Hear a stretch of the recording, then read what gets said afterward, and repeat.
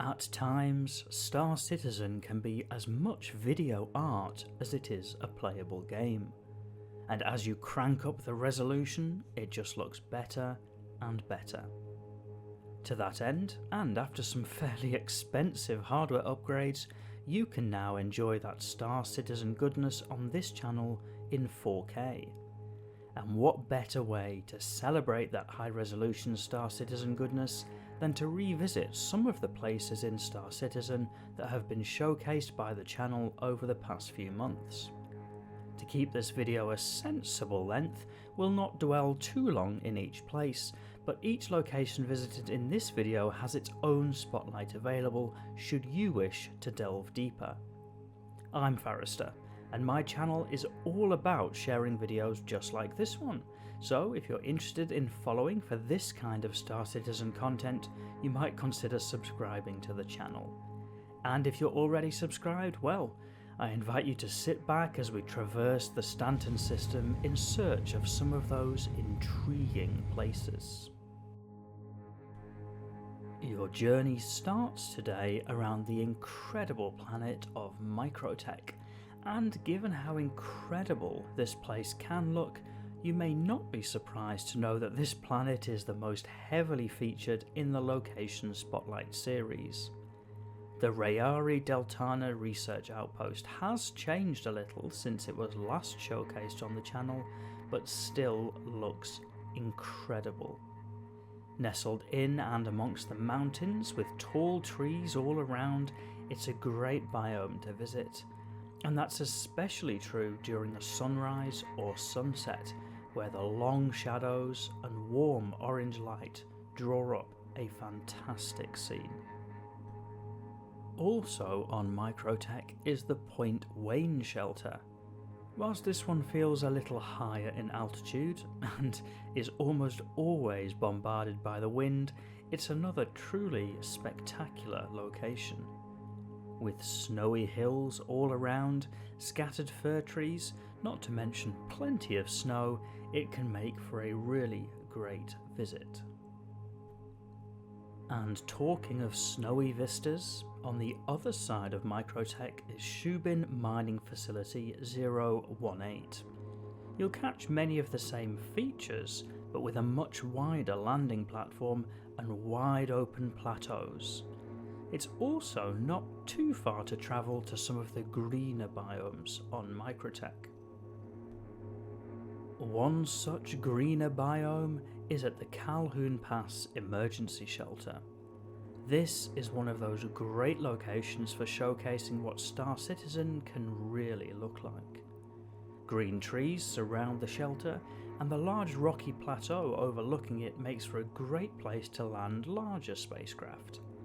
Ahead in the distance, it's possible to see beautiful snow-topped mountains, and even on the forest floor, there's detail and variation to behold. Heading across to ArcCorp, and a key transit hub for Area 18 is the Riker Memorial Spaceport. With a highway running through the spaceport, not to mention incredible views over the expansive cityscape, it can feel great to stop for a moment to appreciate the work and detail that has gone into crafting this landing zone. And the backstory just makes it all the more touching.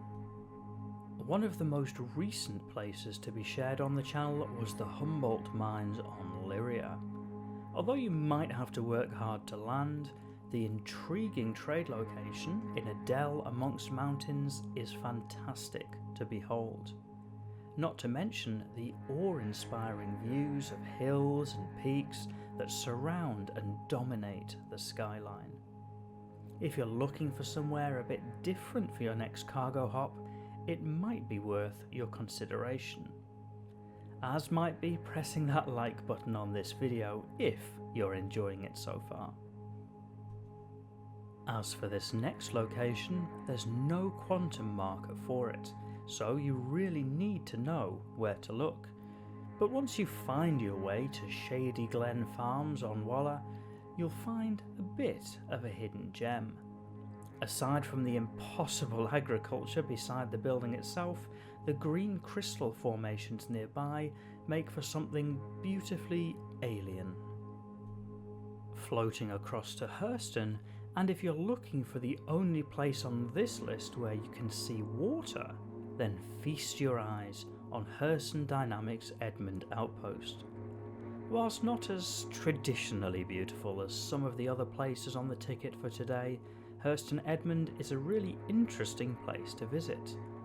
With the dusty effects of pollution on the planet clearly visible, and lots of small islands suitable for landing on, it's also an ominous warning about the effects of letting industry go too wild.